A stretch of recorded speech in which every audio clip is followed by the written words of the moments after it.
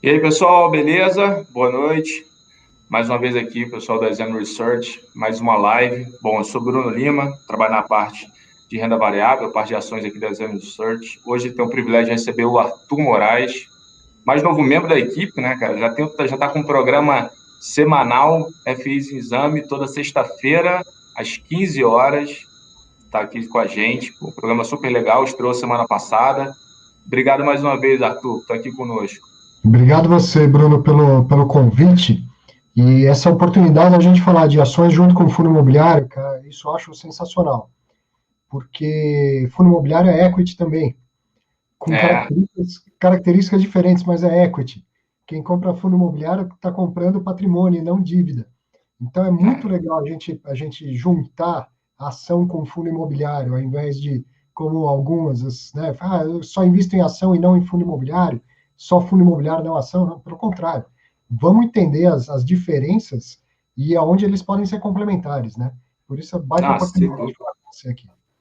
Sem dúvida, cara. Eu te agradeço pelo tempo. Eu sei que o Arthur tem uma agenda, cara, mega tarefada. Encontrou essa janela aqui para estar conosco hoje.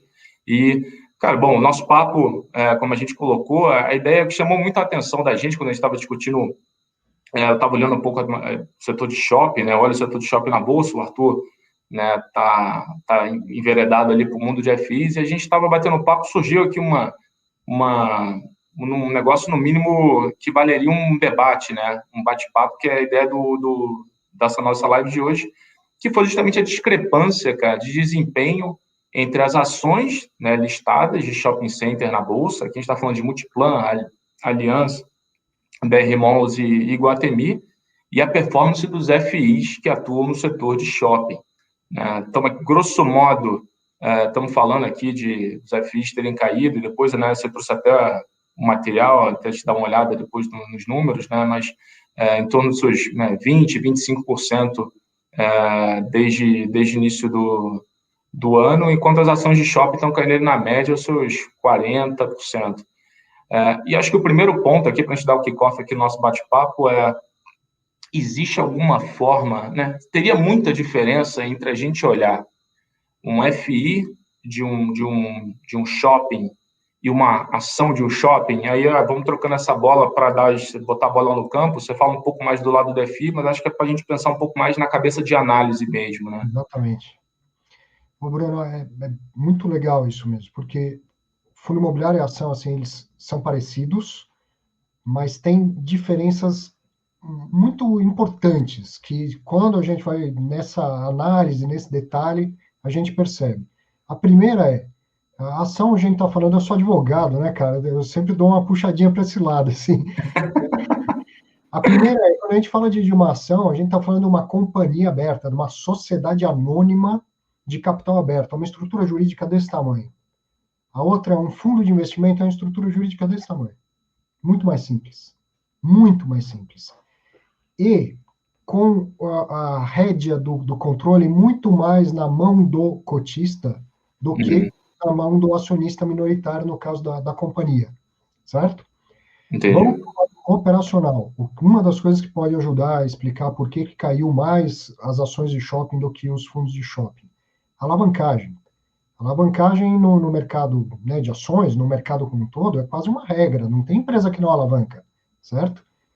Saber o tamanho da alavancagem. Se ele tem uma dívida muito grande ou muito pequena, uma dívida ruim de curto prazo ou de longo prazo, mas zero alavancagem não existe no mercado de ações. No mercado de fundo imobiliário, a regra não permite alavancar. Um fundo imobiliário não consegue tomar dinheiro emprestado. Ele não bate no banco e pega dinheiro emprestado, ele não pode tomar dinheiro do mercado. Tem alavancagem no fundo imobiliário? Tem sintética. Fazer Uhum. uma compra a prazo aconteceu com o XPMOS e por isso que ele caiu bastante no começo. Fazendo uma compra a prazo, fazendo uma operação estruturada em que coloca a CRI antes de comprar o imóvel, ainda assim, você, não tem como você ver um fundo imobiliário alavancado uma vez e meia, duas vezes, três vezes o patrimônio, ou três vezes o seu EBITDA, como a gente vê uma companhia aberta. Então, ele é naturalmente mais conservador, por não conseguir alavancar. Isso é uma das coisas que a gente pode colocar aí como comparação, sabe? Esse é um bom ponto, né, cara? Porque a minha visão da parte do equity é que não teve muita diferença, olhando o mundo do equity, né? Não teve muita diferenciação entre as empresas, né? Assim, meio que está todo mundo caindo parecido. Uhum. Grosso modo, é como se você falasse que os portfólios, né? Que os portfólios de shopping de Multiplan, BR Malls, Iguatemi e Aliança, assim, está tudo, né, tudo ali muito similar, né? Óbvio, tem a diferença do múltiplo, a gente pode fazer a conta aqui, né? Seja do preço-lucro, do preço-valor patrimonial, mas a verdade é que quando você olha a performance, né, desempenho operacional, é como se todo mundo falasse assim, poxa, cara, esses caras aqui, todo mundo vai sofrer igual.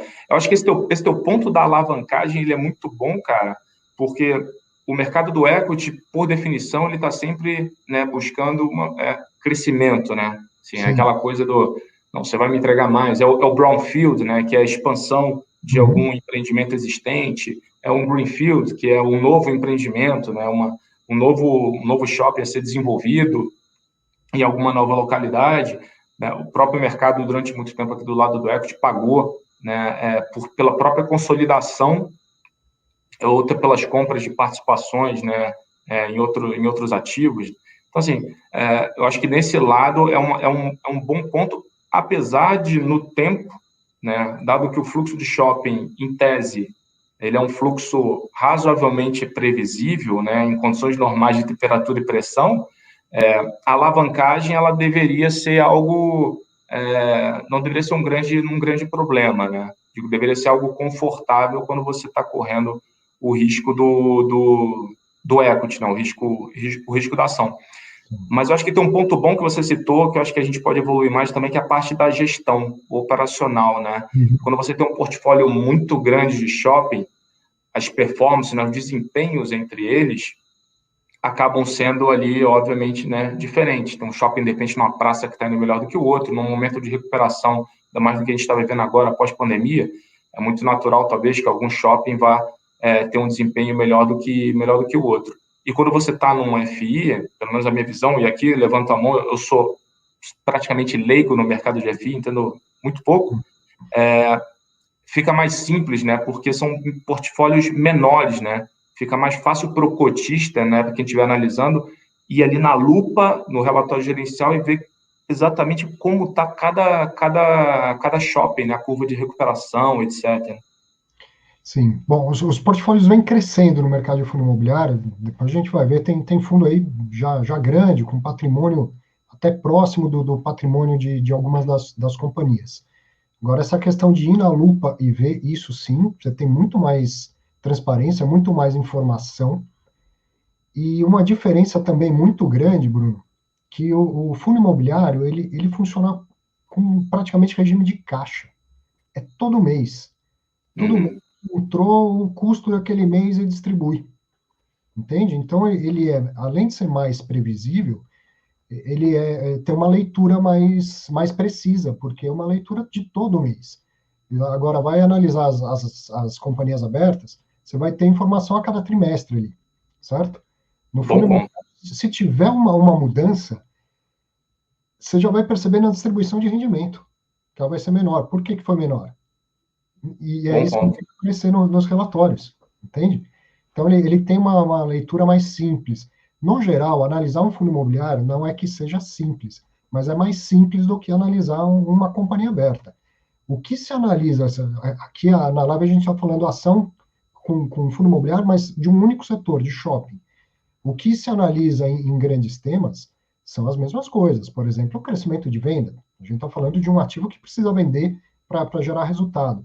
E no fundo imobiliário, esse segmento é um dos poucos em que o resultado impacta a receita do fundo.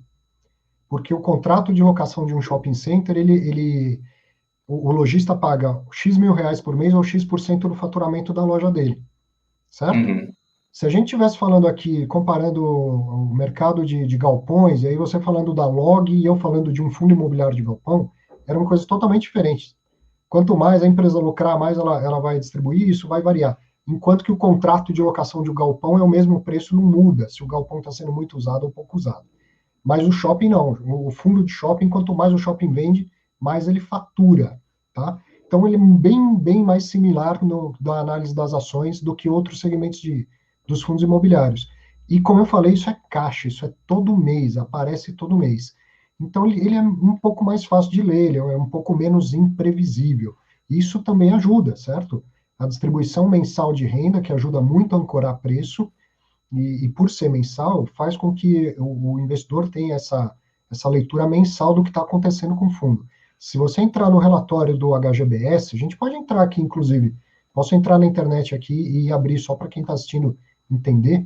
Você vai encontrar um documento lá de umas 40 páginas, detalhando o que está acontecendo no fundo como um todo e tendo uma mini DRE de cada shopping, Realmente. entende? Então fica mais fácil de analisar, fica mais fácil de fazer a previsão, né? Esse nível né, de detalhe na companhia aberta, realmente, assim, a não ser que você consiga, né, via o RI, por alguma razão, acionista relevante, etc, etc, mas, via de regra, você está olhando sempre o portfólio inteiro, né? Então, você tem sempre que assumir um pouco de média de performance operacional. O máximo que a gente consegue basicamente olhar são as curvas de venda. Ali você até consegue fazer por shopping, mas esse nível da granularidade do operacional, né, ver como é que está a margem de cada shopping, como é que está a recuperação, vacância de cada shopping, etc. Assim, a gente tem ali um grande geralzão do portfólio. Isso talvez traga um conforto, né, maior, né, no que tange a velocidade da recuperação operacional e, consequentemente, o papo que a gente estava tendo antes, né, quando é que os dividendos voltam, né? Até Uhum. porque, dada a obrigatoriedade da classe, né, de FI como boa pagadora de dividendo, ao contrário do equity, quando minha visão foi que, como o pessoal foi ganhando confiança na recuperação de alguns ativos, esse fluxo acabou voltando muito mais rápido do que no caso do próprio equity. Afinal de contas, poxa, beleza, sabendo que o negócio está voltando, vamos investir, vamos colocar para dentro a oportunidade mesmo, porque daqui a pouco, sabe, 6, um ano, 12 meses, etc., volta a pingar aquele fluxo de dividendo. Acho que isso pode fazer sentido, né? Sim. Ó, eu já perguntei isso para um gestor, inclusive. Assim, qual a diferença de eu investir em ações ou fundo imobiliário? E a resposta dele, eu concordo muito, então vou repetir. No mercado de ações, você deveria mirar muito mais o seu crescimento do preço, o ganho de capital, do que a renda. Já o mercado Uhum. de fundo imobiliário, ele serve muito mais à renda do que a um crescimento do valor. Por quê? Por características que a gente está falando, a diferença entre as duas classes de ativos. A alavancagem, como você falou bem, em condições normais e principalmente em condições boas, a alavancagem joga a favor da companhia e do investidor. Ela acelera o crescimento, certo? E enquanto a empresa, a companhia está também investindo para crescer, ela pode reter lucros, distribuir um Uhum. pouquinho e reter bastante para poder reinvestir. Vamos para o mercado de fundo imobiliário. A alavancagem ela acontece de maneira incidental, tem que achar um jeitinho de alavancar, nunca é uma alavancagem muito alta, e não é possível reter lucro. A lei diz que o fundo imobiliário tem que distribuir 95% do lucro líquido.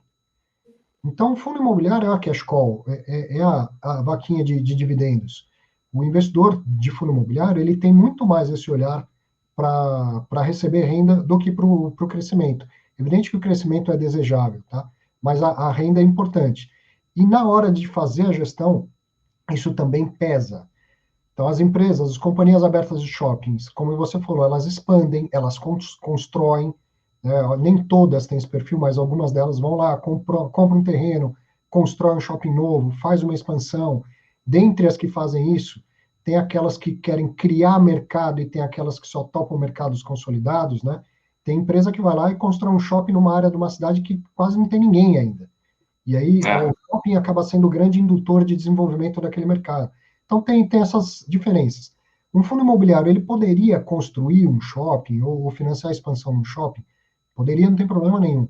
Mas isso, é quase impossível que isso não comprometa a renda no curto prazo. E o cotista entendi, do fundo imobiliário, no final do mês, está lá, querendo o rendimento dele. Então, entendi. a gestão ela teria que fazer É muito difícil o gestor falar: olha, você que é investidor desse fundo que faz 10 anos está recebendo bons rendimentos ao longo do tempo, agora você topa ficar um ano e meio, 2 anos recebendo metade do rendimento porque a gente vai expandir a carteira? É muito difícil isso acontecer. Então, quando vem expansão, vem com nova emissão de cotas, entra dinheiro no fundo e compra ativo pronto, maturado, que já chega dando renda, entende? Então, tem essas características, são muito, muito realmente diferentes, apesar das similaridades, da forma de investir, de comprar e vender. O fato de eu ter pouca alavancagem e um perfil voltado para renda faz com que tanto o investidor saiba o que ele procura lá, como o gestor saiba que não dá para tomar um caminho também de ser muito arrojado, de ir atrás de expansão, de desenvolvimento. Quando o nosso mercado tiver maior, eu falo nosso mercado de fundo imobiliário, tiver muito maior a ponto de que um fundo que hoje tem 10 shoppings, se amanhã ele tiver 30 shoppings, aí ele consegue comprar um, ou construir um, ou expandir um shopping, sem comprometer muito a renda. Mas enquanto uma nova operação dessa comprometer demais a distribuição de renda, dificilmente um gestor vai querer se expor ou se indispor com o cotista dele que está buscando rendimento todo mês.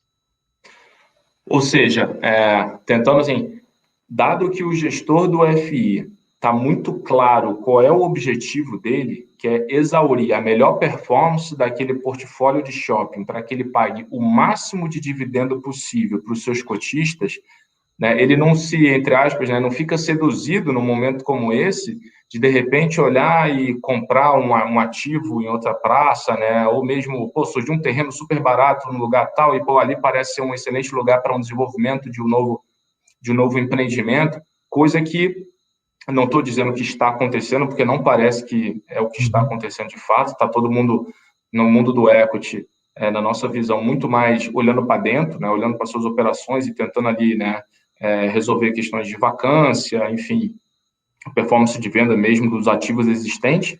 Mas pode existir um pouco dessa discussão, né, surgindo ali nas pautas de conselho, no caso do acompanhante de capital aberto, né, o próprio corpo de executivos, e você tem um pouco essas vontades que aparecem nesse momento, entre aspas, né, de terra arrasada, onde alguns concorrentes ou algumas praças ficaram um pouco mais entregues ali, foram mais afetadas pela pandemia, né? Mas, dito isso, os desafios eles são muito parecidos, né? Porque Sim, a vacância aconteceu para todo mundo, sim. né? A perda de receita aconteceu para todo mundo, né? E quando eu olho, né, olhando agora do equity, aí até perguntar, né, se você pudesse dar uma palhinha de forma geral, né, um quadro geral do que está acontecendo nos FIs de shopping, a recuperação ela tem acontecido, mas ela é muito gradual, né? Foi necessário meio que sanar um pouco a sangria nesse segundo trimestre, né? Contratos renegociados, carência, etc. Sim. E, enfim, quem era de repente mais variável ficou um pouco mais fixo. No caso da Eu acho campanha que aberta, foi um cenário parecido. uma coisa muito importante é que esse segmento do mercado imobiliário é extremamente profissionalizado. Então, houve uma coordenação muito rápida, sabe? As atitudes não foram descoordenadas, não foram erráticas. Um shopping fazendo uma coisa, outro shopping fazendo outra totalmente diferente. Houve uma grande coordenação. Por quê? Porque, no final das contas, são poucos grandes detentores do shopping, certo? E tem shopping que uma parte pertence ao fundo imobiliário, outra parte pertence à companhia. JHSF é um ótimo exemplo disso. Tem shopping que está uma parte está no fundo imobiliário, outra parte está lá na própria empresa. Então, as ações foram bem coordenadas e tiveram a Abrace também ajudando nessa coordenação. Então, o que fizeram imediatamente? Então, vamos jogar custo para baixo o máximo possível. Se não tem ninguém circulando no shopping, o que a gente pode fazer?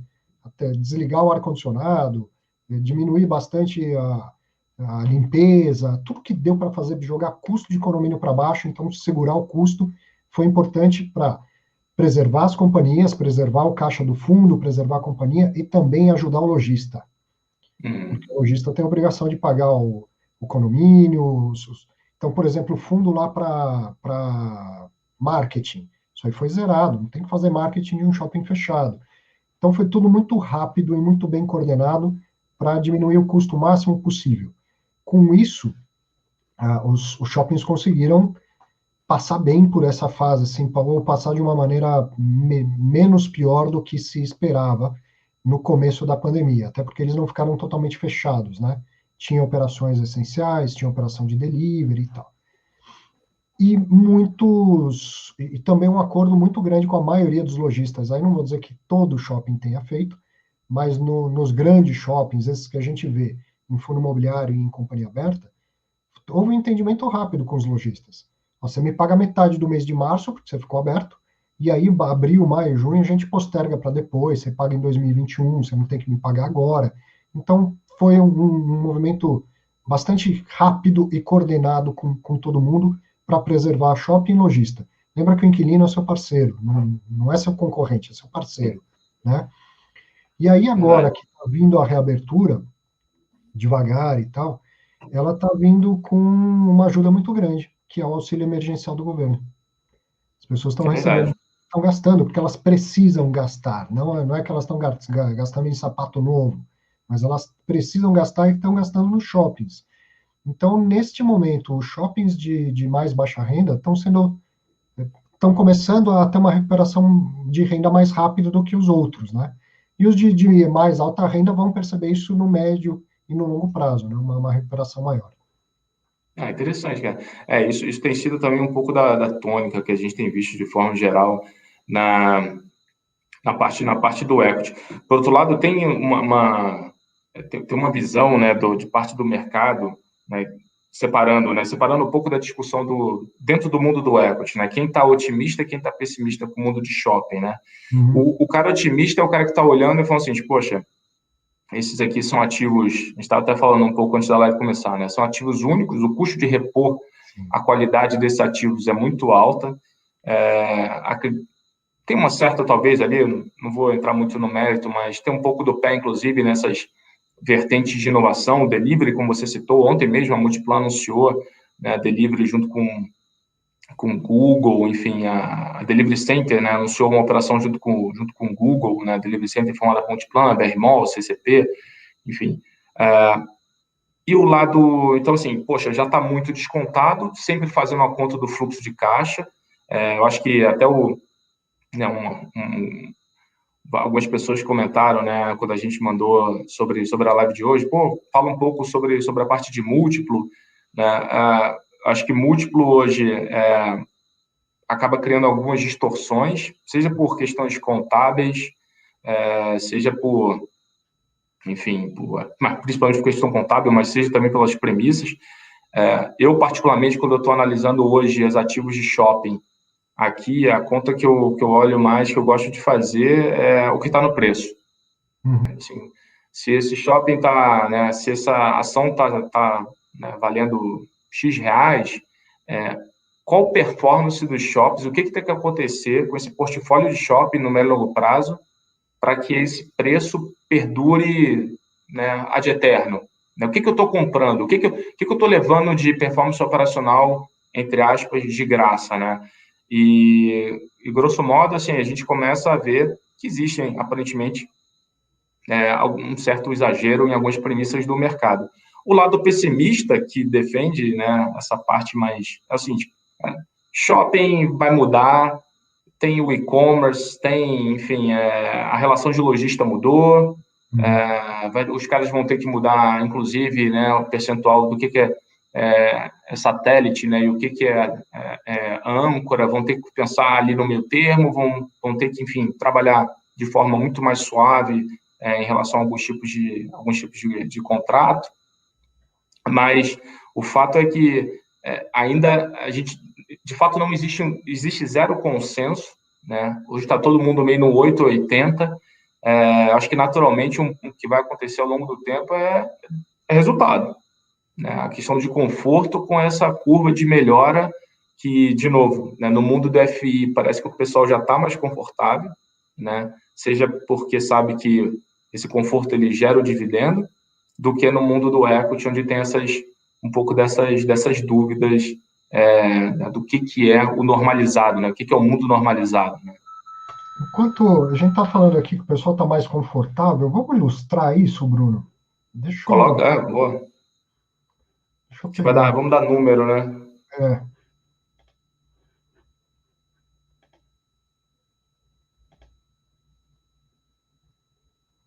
consegue ver aí? Tô vendo aqui. Então, eu Pegamos alguns números simples, né? Mas, ó, tamanho. Quando a gente compara uma coisa com a outra, eu peguei as 4 maiores companhias de shopping com os 4 maiores por patrimônio líquido, fundos imobiliários. BR Malls tem 10 bi e meio de patrimônio líquido, enquanto o HGBS tem 2 bi 200. Mas, ó, agora, o HGBS, o XP Malls, quando a gente chega aqui no Iguatemi, já estão próximos, né? Em tamanho, percebe?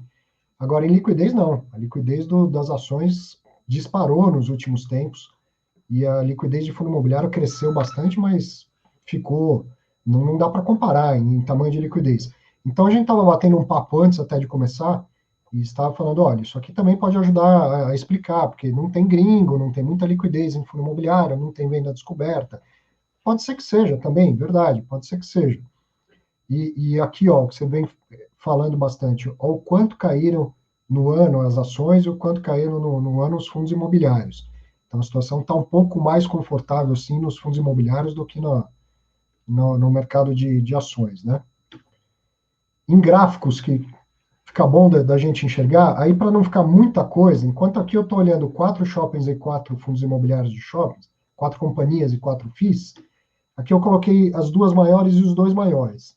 Então, os fundos imobiliários estão em tons de azul, é o HGBS e o XP Malls, e as companhias abertas estão em tons de vermelho, que é a BR Malls e a Sonai.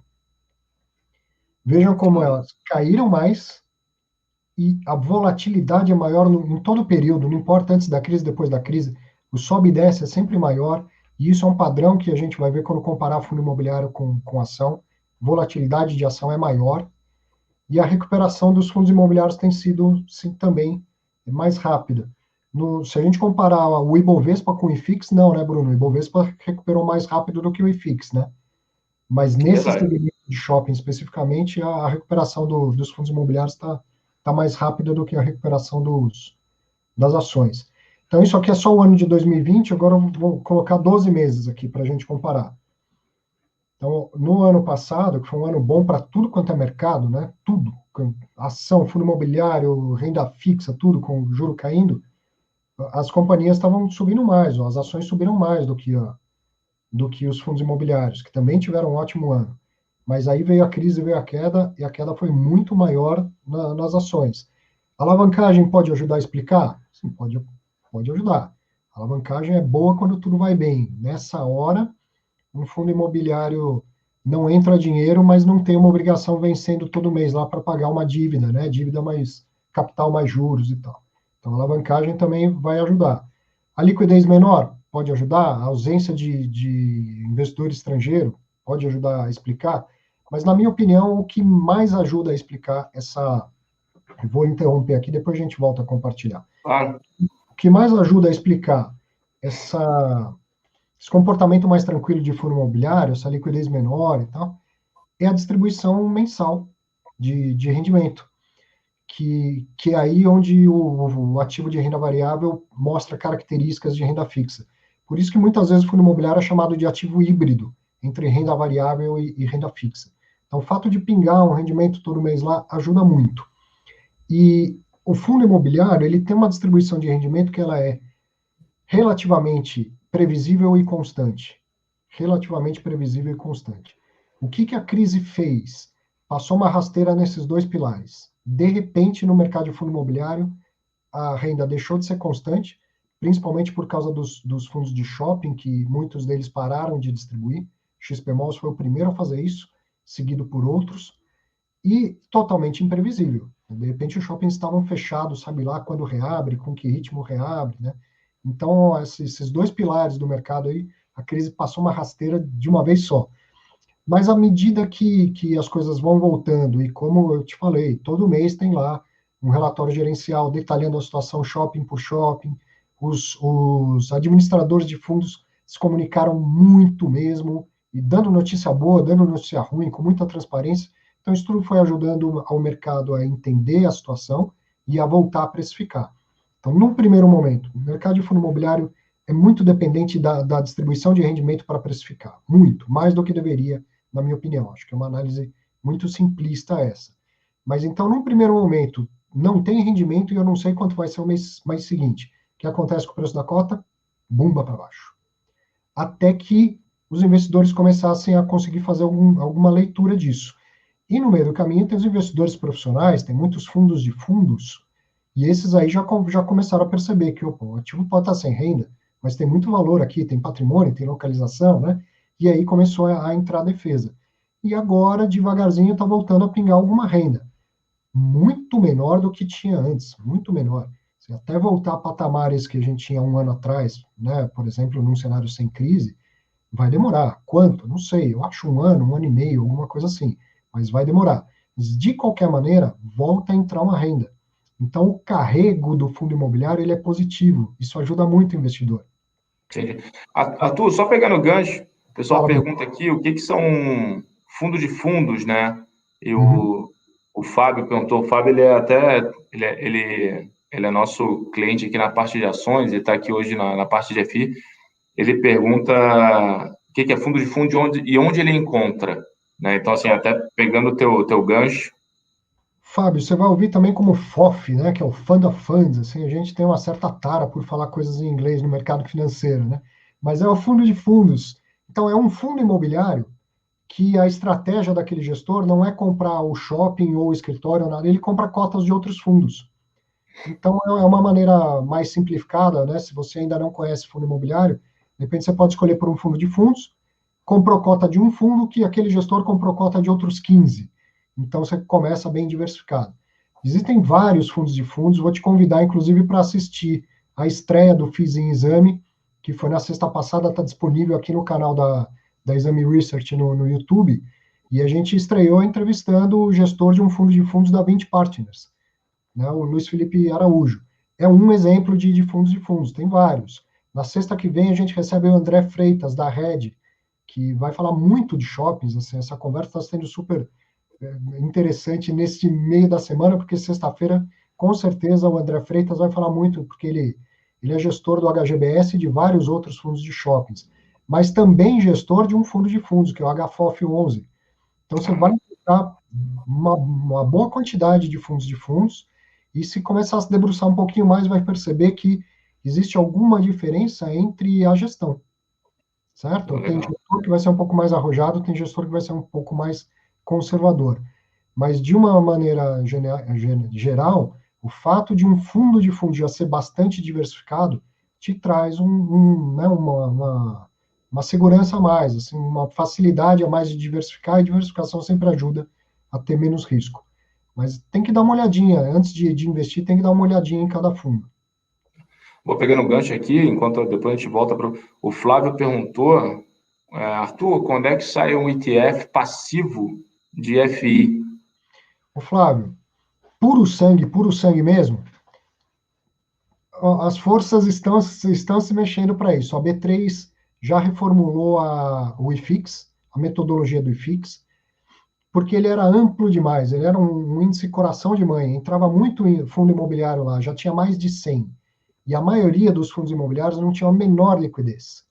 Então, imagina que o ETF, que é um fundo passivo, o gestor tem que pegar aquela carteira teórica e tem que comprar aqueles fundos naquelas quantidades.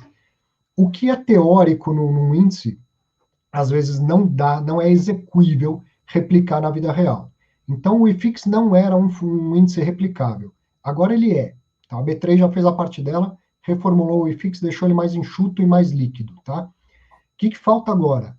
Falta a Receita Federal fazer a parte dela também, porque o fundo imobiliário tem a tributação de 20% sobre o ganho de capital e não 15% como as ações. Então, o que vale para um ETF de ações não vale para um ETF de fundo imobiliário. E não tem nada na regulamentação ainda da Receita Federal que diga qual seria a tributação de um ETF de fundo imobiliário. É óbvio que vai ser 20, mas não, isso não existe. Então, falta essa parte também. E uma outra, que é uma demanda dos gestores que já estão se mexendo para lançar um ETF, é que exista a possibilidade de alugar as cotas, como já se faz no mercado de ações. E isso a B3 também está bem adiantada, acredito que ainda esse ano, já era para ter saído se não fosse a pandemia, acredito que esse ano a gente vai ter o mercado de aluguel de cotas de fundo imobiliário. Então está tudo andando, tá? E deve sair em breve.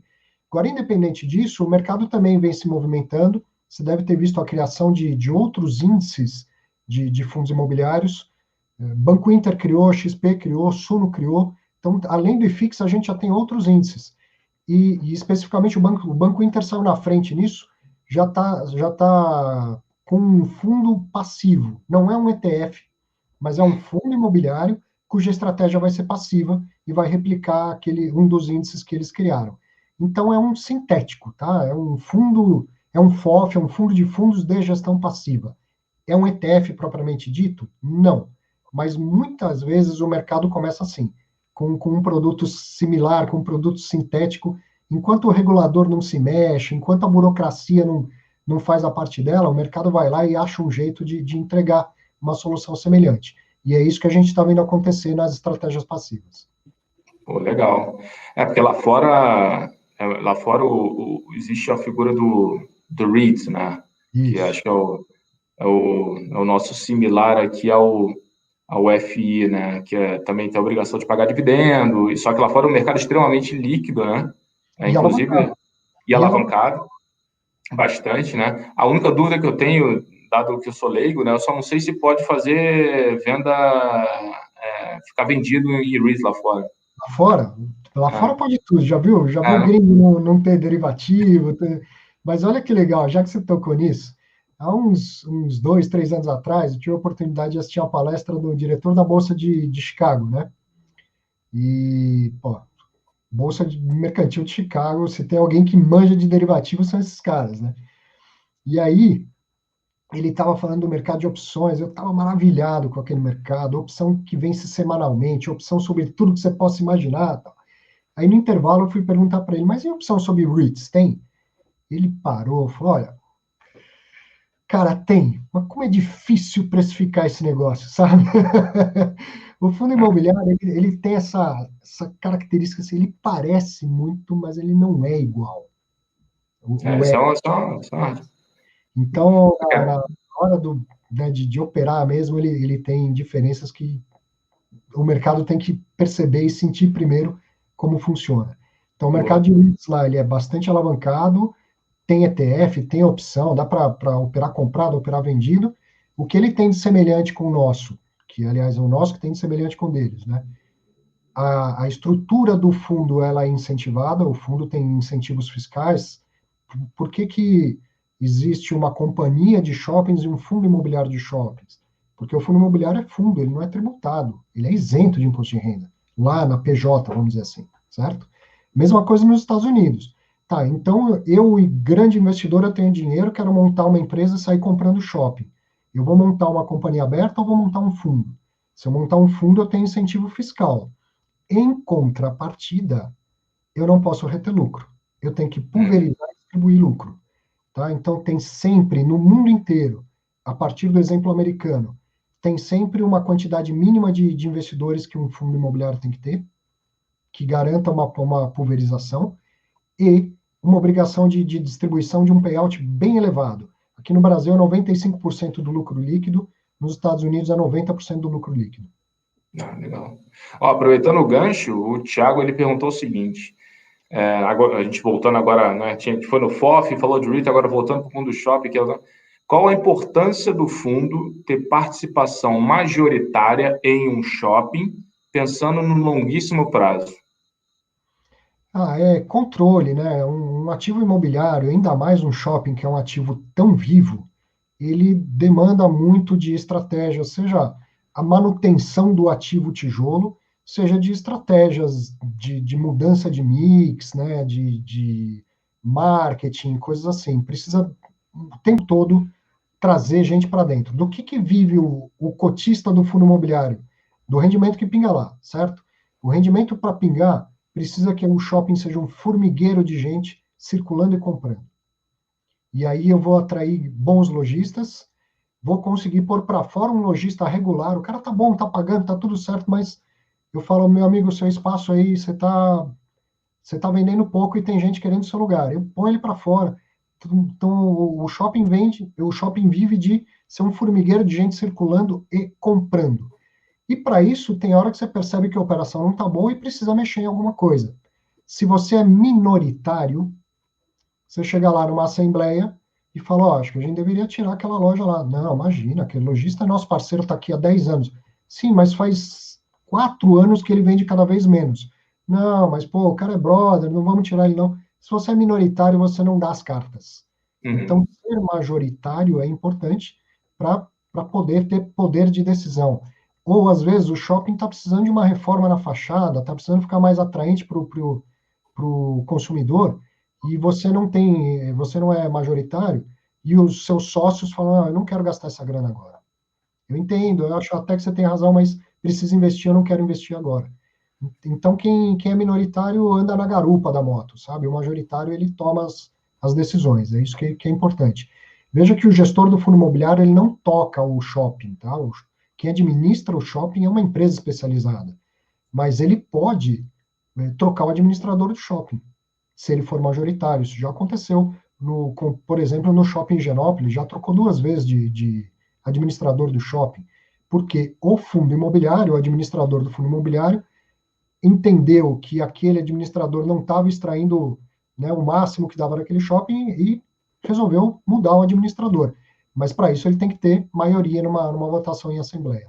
E aí, daí que vem a importância do ter uma participação significativa e tomar as decisões de forma rápida, né? Sem precisar ficar combinando, entre aspas, né, com os outros acionistas. O Rui perguntou, e o Rui, depois você coloca aqui exatamente, o Rui colocou YOC, eu acho que é Yield on Cost, imagino que seja Yield on Cost, ou Yield padrão, qual mais importante para o investidor em fase de acumulação? Quer falar um pouco, Arthur? E depois eu até...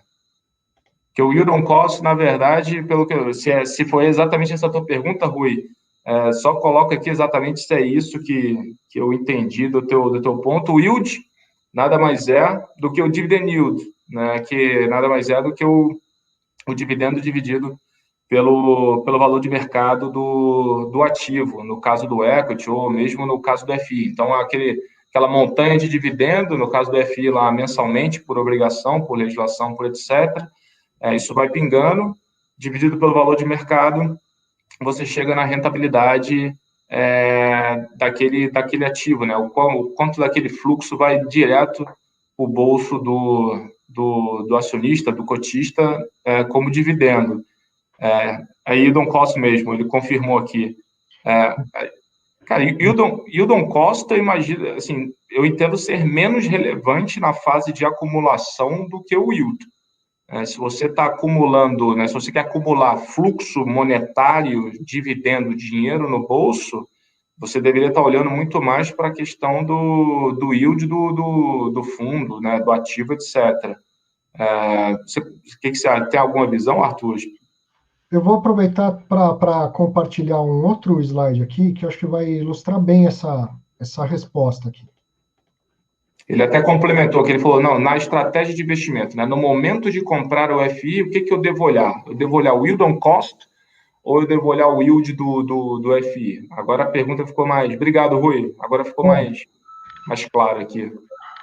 eu acho que é importante olhar o yield on cost. O que ele quer dizer com yield on cost? Seria o meu yield personalizado, tá? Essa coluna yield aqui, ó, que a gente está vendo.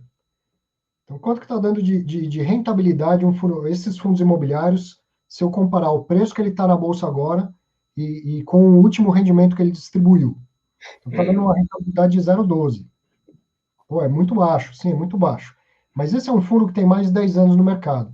Imagina que eu já comprei cotas dele há 8 anos atrás, há 6 anos atrás, há 4 anos atrás, e sobre o meu custo, o yield é maior do que esse 0,12, porque eu tenho compras a um preço mais baixo. Ou posso ter compras a um preço mais alto e esse yield ser menor. Então, uma coisa seria o yield do mercado, o outro, o meu próprio yield. Veja, olhar o yield on cost, sim, vale a pena. Às vezes você, olha, 0,12 eu não faria um investimento para ganhar 0,12, mas se eu pensar no meu custo, o que vai alterar o meu custo médio, tal, o meu yield ainda vai continuar sendo a 0,52. Então eu posso fazer uma compra tranquilamente, não teria problema. Então acho que é importante olhar o yield on cost. Mas cuidado quando a gente olha esse cenário atual, ó, que os yields estão baixos, né, porque a distribuição de renda está muito pequena, e eu vou mostrar isso melhor com esse slide, fica mais fácil tomar essa decisão. O que eu falo para ter cuidado é quando é o contrário. Quando os preços estão super caros, por que o yield está baixo agora? O que é yield? É a divisão do rendimento pelo preço. Tá? O yield está baixo agora, principalmente porque o rendimento diminuiu. Olha aqui, ó. Quanto que pagou o HGBS em julho de 2019? Pagou R$ 1,40 de dividendo, de rendimento. Quanto que ele pagou em 2020? 0,25. Caiu muito. Então, o que acontece com a rentabilidade? Cai junto, certo? Olha o XPMOL, era 0,57 em julho de 2019, foi 3 centavos em julho de 2020. Esse yield, ele, como eu falei, ele é o resultado da divisão do valor do rendimento pelo preço pago pela cota. Em condições normais, o yield vai diminuindo porque a cota está subindo. A cota está subindo, a cota está subindo e o rendimento fica igual, então o yield vai caindo.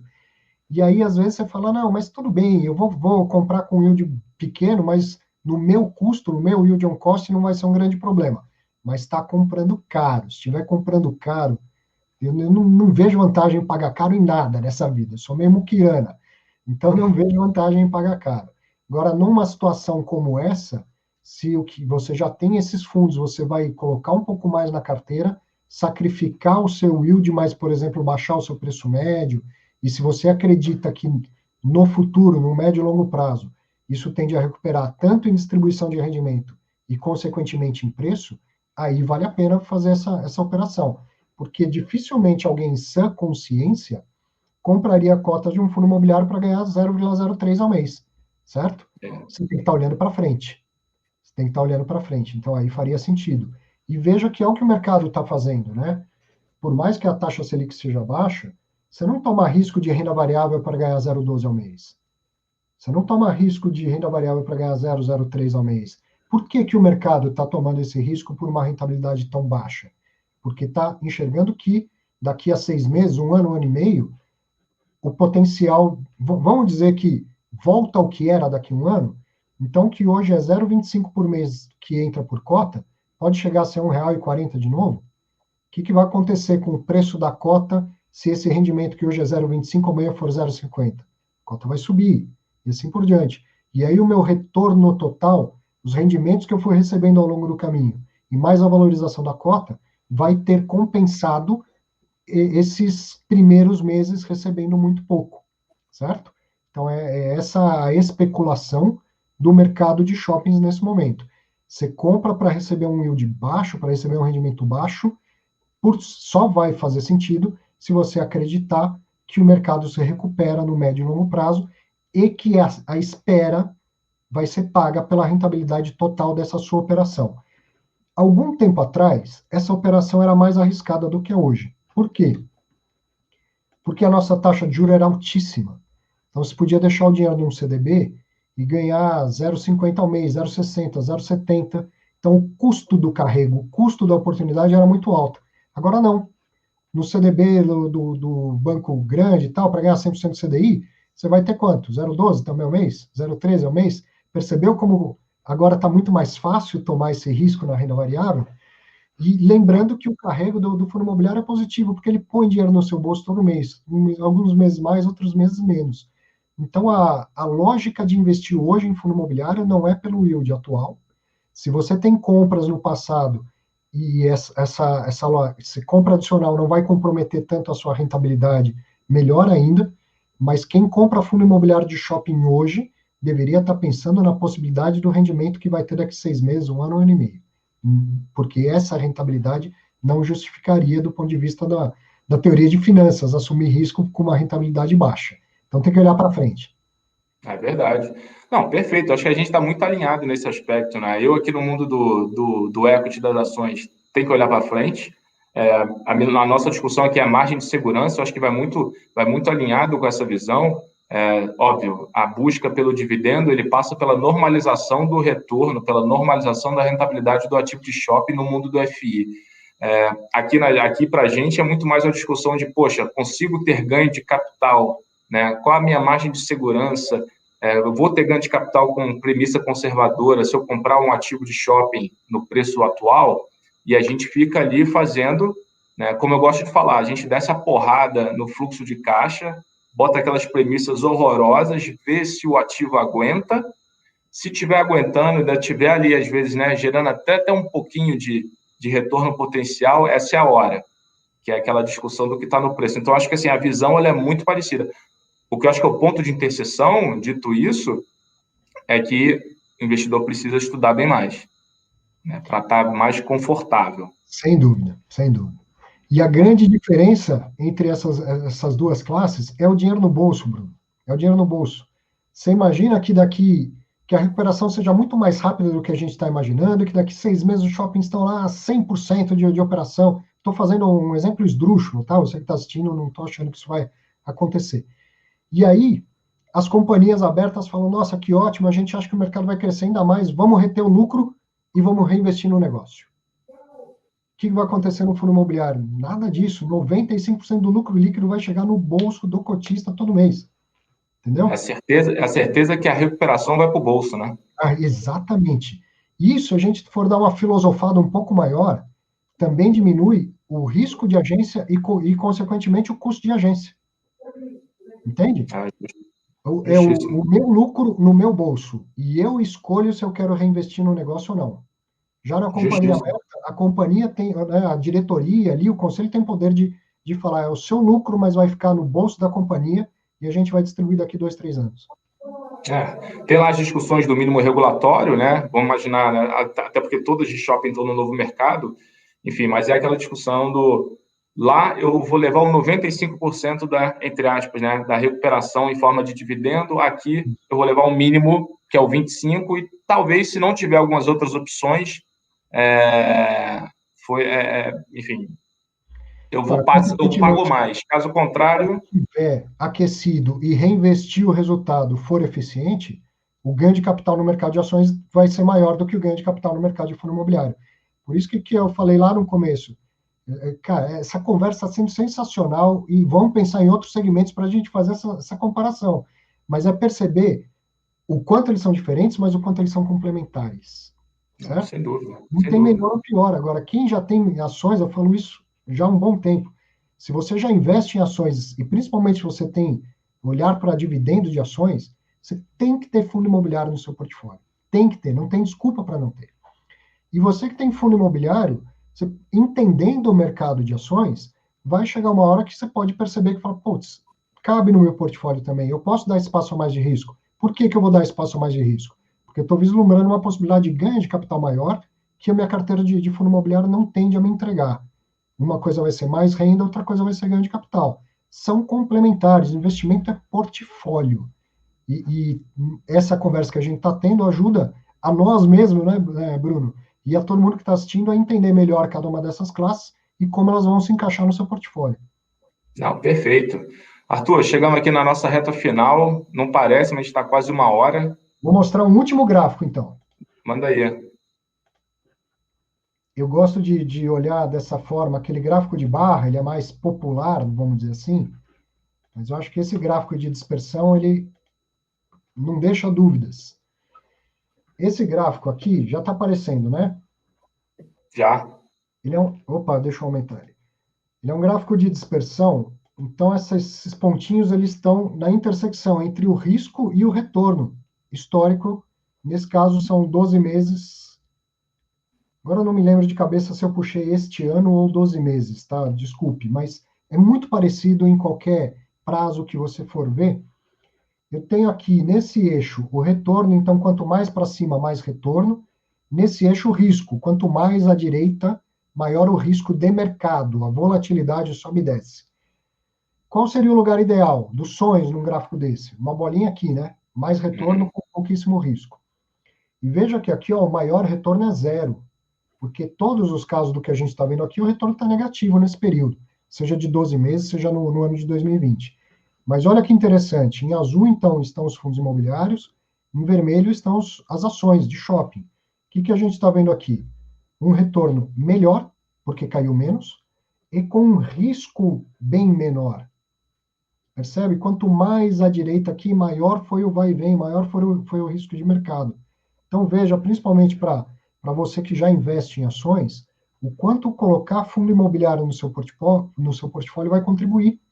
Você vai diminuir o risco total do seu portfólio, ainda vai ter um dinheiro pingando todo mês lá, certo? não é para dizer que fundo imobiliário é melhor do que ação. Não é que você que é investidor de fundo imobiliário vai ficar fazendo assim, viu, fundo imobiliário é melhor. Não é isso. Se a gente pegar um outro recorte de tempo, a gente vai pegar essas bolinhas, bumba, lá para cima. Né? O mercado de ações tem isso, possibilidade de um ganho de capital mais acelerado, enquanto o fundo imobiliário tem uma característica mais defensiva. Neste recorte de crise, esse é o cenário. Se a gente pegar a recuperação, daqui a 6 meses a gente refizer essa live, provavelmente as bolinhas aqui das ações vão estar mais para cima. Mas ainda assim, sempre mais à direita, sempre com mais risco, certo? Então pense em portfólio, você que está assistindo, e inclua fundo imobiliário na sua carteira de ações, e que você que já tem fundo imobiliário, não vou dizer que você deva fazer isso já amanhã, mas pense sim em complementar seu portfólio também com ações. Pô, legal, excelente, cara. Acho que é isso aí, a discussão do portfólio ótimo para cada um, dado o seu objetivo de investimento, né? Tem gente que olha mais para um lado do dividendo, tem gente que olha mais para o lado do ganho de capital e tem o equilíbrio. Então você vai ali, né, balanceando esse negócio ao longo do tempo. Pô, perfeito. Vamos dar segmento, mas tem muito debate, tem quantidade. Depois a gente pode falar, né, no próximo pode falar sobre propriedade. O Arcelino até perguntou, Arcelino, vou te pedir desculpa, mas depois a gente fala num fórum sobre o FIs os residenciais, né? Tem os ativos de real estate, né, de construção civil, listados na bolsa, então a gente pode também ter mais uma válvula aí de assunto de bate-papo para a gente fazer. Beleza, gente. Obrigado, Arthur. Obrigado mais uma vez. Galera, segue a gente ali no canal da Zeno Research. O Arthur tá lá, já, de novo, toda sexta-feira, programa exclusivo. Eu fiz exame toda sexta-feira, 3 da tarde. O Arthur já falou do próximo convidado, André Freitas, então não percam. Pô, como sempre, uma aula. Obrigado, Arthur, mais uma vez, cara. Obrigado, gostei muito do bate-bola. Vamos fazer mais vezes, Bruno. Fechado, cara. Um abraço. Obrigado, gente. Valeu.